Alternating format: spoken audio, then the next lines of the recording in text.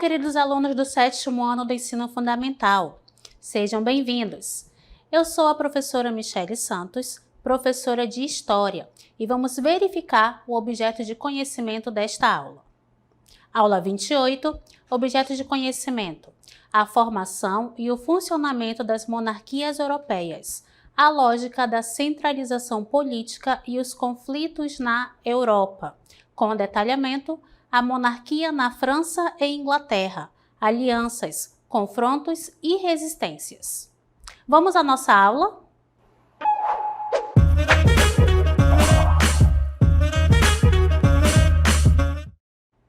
Nesta aula, vamos verificar como se deu a formação da monarquia francesa.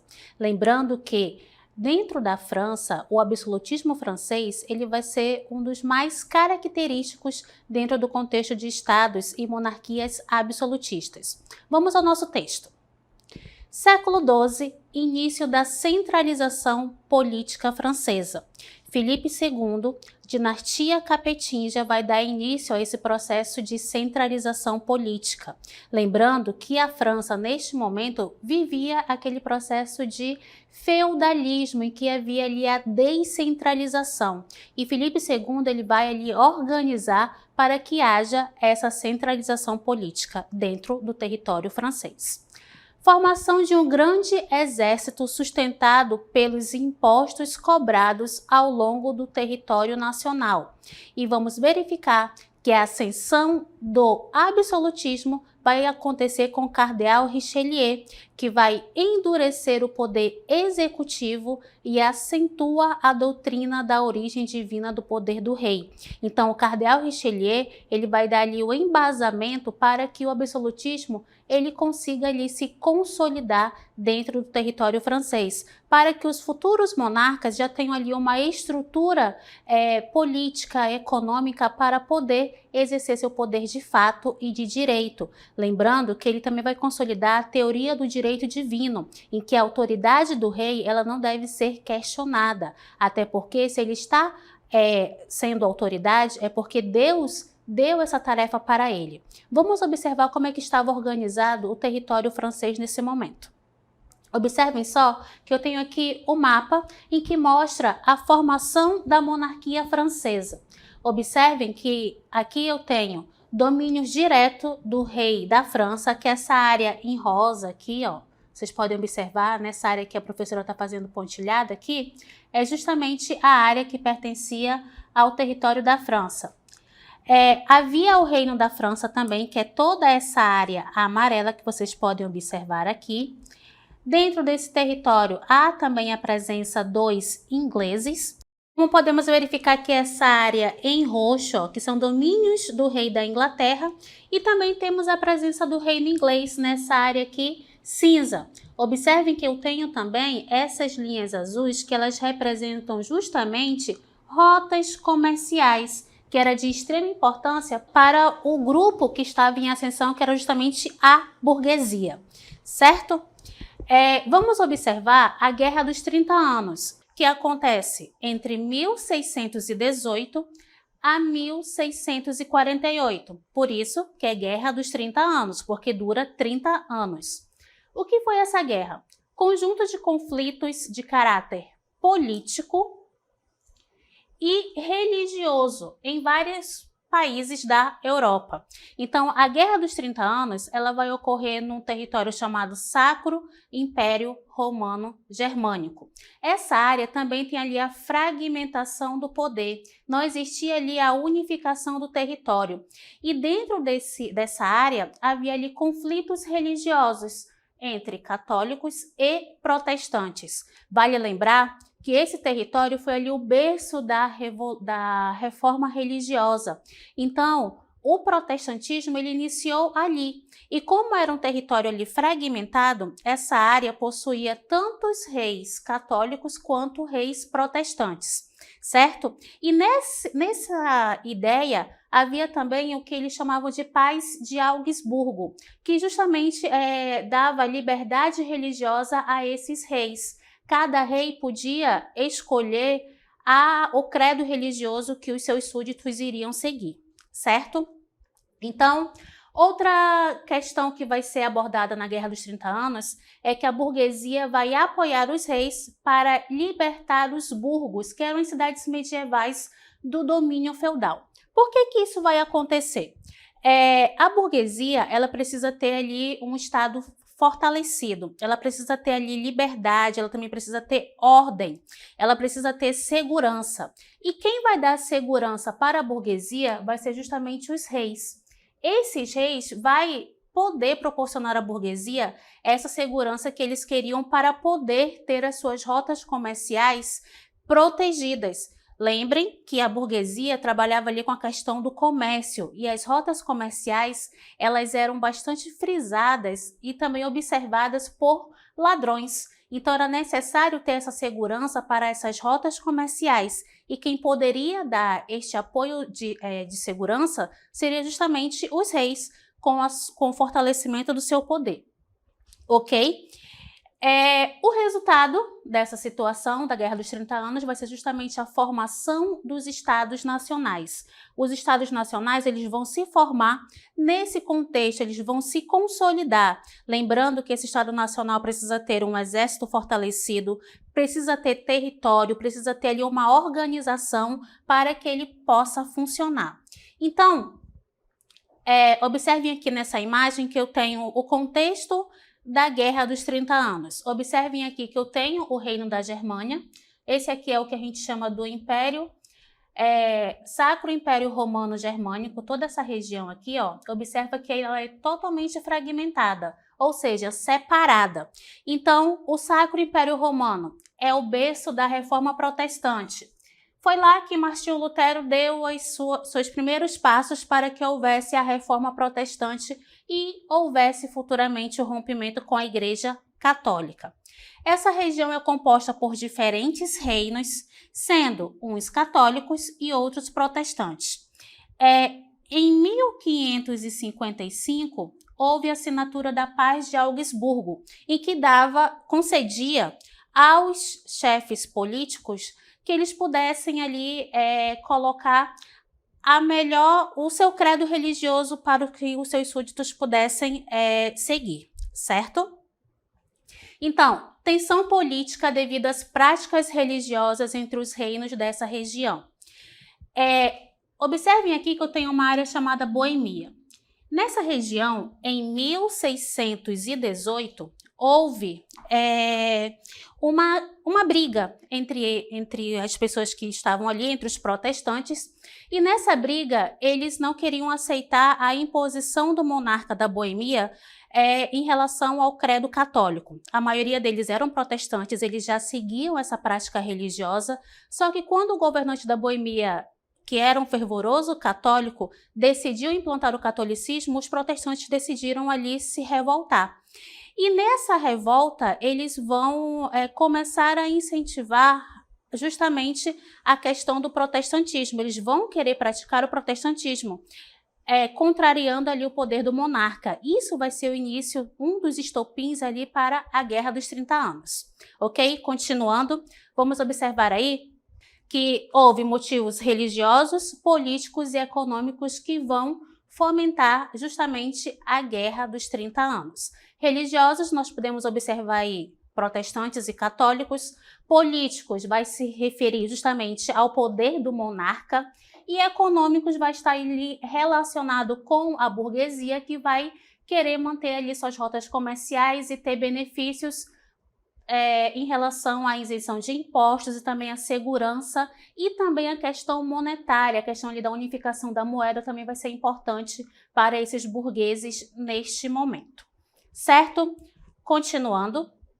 Guerra dos 30 Anos, eu vou ter aí o Habsburgos contra os Bourbons. Quem eram os Habsburgos, professora? Era a dinastia germânica interessada em combater o protestantismo no Sacro Império. Logo, eles eram católicos. E do outro lado, eu tenho a dinastia dos Bourbons, que era herdeira das dinastias capetingas francesa e espanhola, que lutavam pelos ideais protestantes. Então, eu tenho aí duas dinastias que vão brigar pela hegemonia do poder ali dentro do continente europeu. Essas brigas, né, também estar concentradas em relação à questão religiosa. De um lado eu tenho o protestantismo e do outro eu tenho o catolicismo, certo? Qual vai ser o desfecho dessa Guerra dos 30 anos? Observa aqui que eu tenho um mapa em que ele vai justamente demonstrar como é que vai ficar a configuração do território após a Guerra dos 30 anos. Vai ter ali uma redefinição de fronteiras, vai haver a formação de territórios e essa guerra ela vai ser bastante dispendiosa. Por que ela vai ser dispendiosa? Ela vai ser muito cara. Toda guerra requer recursos financeiros. Além de recursos financeiros, também precisa de recursos pessoais, precisa ter gente para brigar, precisa ter gente para estar na frente de batalha. E essa guerra, ela vai acabar vai terminar, né, com a Paz de Westfália. Essa Paz de Westfália, ela vai dar fim a duas guerras. Tanto a Guerra dos 30 anos, como vocês observaram aí, em que vai ter a questão de soberania nacional, vai ter aquela questão de manter a unidade territorial e também vai ter a questão de formação do reino. Já a outra guerra que essa paz vai favorecer, que vai dar fim a esta guerra, né, vai ser a Guerra dos 80 anos, que vai ser ali, vai estabelecer a independência da Holanda, que antigamente era chamado de Países Baixos, que era uma guerra entre Espanha e Países Baixos. Então, a Paz de Westfália vai acabar com dois grandes movimentos de guerra, tanto a Guerra dos 30 anos quanto a Guerra dos 80 anos. Continuando. O fim desses conflitos foi marcado pela queda do Sacro Império Romano Germânico, a fragmentação da Alemanha, o fortalecimento da França. A Suécia ficou com os territórios da Pomerânia, o Wismar, Bremen e o Verden. E os Países Baixos se tornaram independentes da Espanha. Então, com a Guerra dos 80 anos, ela vai acabar. E com a Paz de Westfália, vai ter a independência, né, dos Países Baixos, que atualmente vocês conhecem como Holanda. Certo? Absolutismo francês. Como é que vai se dar esse absolutismo? A economia francesa fica devastada após a Guerra dos 30 anos. Uma guerra, ela vai gerar custos. E quando acaba a Guerra dos 30 anos, a economia francesa ela vai ficar totalmente abalada. Nesse intervalo de tempo, surge o cardeal Richelieu. Esse cardeal, ele vai ser muito importante para consolidar o poder francês. Inclusive, ele já vai deixar tudo estruturado para que o maior símbolo do absolutismo francês reine sem muitas contestações a princípio. Então, esse cardeal, ele vai ali fazer uma economia voltada para fortalecer o poder real. Ele vai também criar uma política que vai beneficiar o poder desse rei. Então, o Richelieu ele vai ter essa característica de consolidar o absolutismo na França. Quando ele morre, quem assume é Mazarin, que é um outro cardeal que vai substituir o Richelieu e também vai ter grande importância para continuar a consolidação desse poder absolutista. Lembrando que os dois eles vão ali aderir à teoria do direito divino do rei, ou seja, o rei tem ali a autoridade de Deus na terra. Mazarin, ele vai aumentar os impostos e quando ele aumenta esses impostos, vão surgir revoltas populares que vão ser conhecidas como Frondas de Paris, que vai ser uma coligação entre as forças tradicionais e as povoações rurais contra o poder central e seus representantes. Só que aí o Mazarin ele vai conseguir acabar com essas frondas, ele vai esmagar as frondas para que o rei pudesse governar de forma plena e absoluta. Observem aqui a figura de Luís XIV, que é conhecido como o Rei Sol, né? Este rei, ele possui ali o poder absoluto, o poder total dentro da França. É o maior símbolo de poder absolutista. Então, dentro do absolutismo francês, é a maior representatividade de poder real, é o Luís XIV, conhecido como Rei Sol. No seu governo tem uma estabilidade francesa e vai retornar com a ascensão de Luís XIV em 1661. o absolutismo reencontra estrutura para se consolidar na França. O rei Luís XIV, conhecido como Rei Sol, e ele também ali vai se apropriar da teoria do direito divino de Bossuet e Bodin. Então essas teorias vai fazer com que esse rei ele se sinta sempre superior aos seus súditos. Política conta com o apoio de conselheiros que se tornaram governadores de províncias, ou seja, na política eu tenho ali troca de favores. O rei vai ter o apoio dos conselheiros, mas em troca eles entregarão ali, vão se tornar governadores das províncias. Vai ter o fortalecimento da marinha mercante e de guerra devido às ações do ministro da Fazenda Colbert. Lembrando que o absolutismo francês também vai adotar a política mercantilista e essa política mercantilista francesa vai ser chamada de colbertismo por conta do ministro da Fazenda. E vai incentivar a produção de manufaturas de luxo para exportação. Então, todas essas características são atribuídas ao governo do Luís XIV. Então, este aqui é o nosso representante máximo do absolutismo francês. Vamos verificar outras questões levantadas e solucionadas por Luís XIV. Absolutismo inglês agora. Assim como a França estava separada, a Inglaterra também vai estar dividida. E esse território ele vai estar dividido em Escócia, País de Gales, Irlanda e Inglaterra, que atualmente é conhecido como Grã-Bretanha.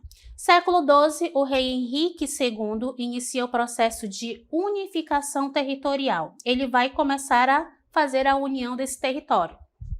Ricardo, Coração de Leão, envolveu-se em várias lutas e participou das cruzadas, enfraquecendo a autoridade monárquica. Professora, como é que um rei ele vai vai enfraquecer a autoridade monárquica? Como ele passou muito tempo ausente no processo de guerras, né? Ele estava sempre envolvido em aventuras, em guerras, em busca de conquistar novos territórios, ele não conseguiu ali conter os levantes internos do seu governo.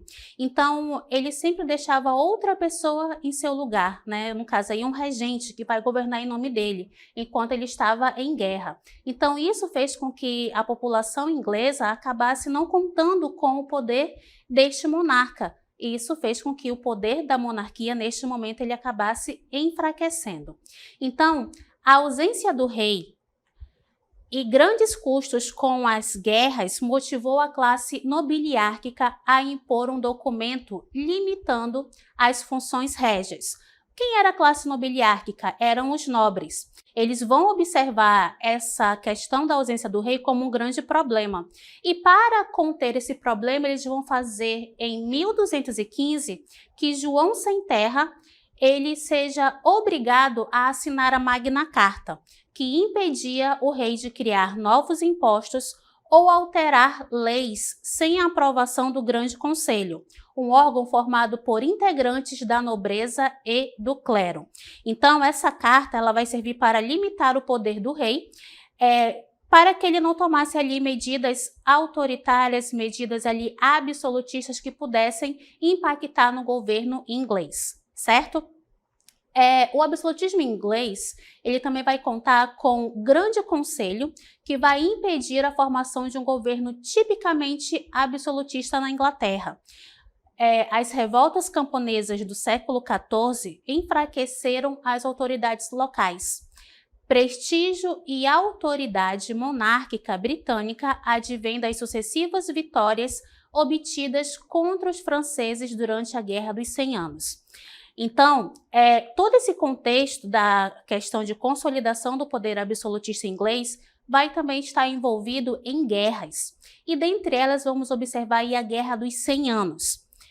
O nome fala Guerra dos 100 Anos, mas ela durou 116 anos. Ocorre entre 1337 a 1453. É uma sucessão de batalhas entre França e Inglaterra, durante o processo de formação das monarquias nacionais europeias. Qual vai ser o motivo? Disputa pelo trono francês, que ficou vago após a morte de Carlos IV, em 1328. Ingleses queriam assumir o território e ter acesso à região de Flandres, uma região próspera economicamente. Então, observem que a Guerra dos 100 Anos, ela vai ser um processo em que vai envolver tanto a França quanto a Inglaterra pelo estabelecimento da monarquia nacional europeia. E o principal motivo, a disputa pelo trono francês. Observem agora, aqui nós trouxemos algumas imagens, né, colagem de pinturas representando a Batalha da Guerra dos 100 Anos. Então, nós temos aí a questão da formação dessas alianças. Vamos também observar a formação dos exércitos, que vai ser muito importante justamente para poder ter a formação de um Estado monárquico. No sentido horário, né, lá no canto superior esquerdo, vamos ver La Rochelle, Agincourt, Bataille, Orleans e Blau-Max. Então, essas imagens elas vão fazer referência aí à Guerra dos 100 Anos. O rei inglês Eduardo III, que era neto do monarca francês Felipe o Belo, usou seu grau de parentesco como justificativa para anexar aos reinos da Inglaterra ao da França. Então, observem aqui que nós trouxemos as fases da Guerra dos 100 Anos.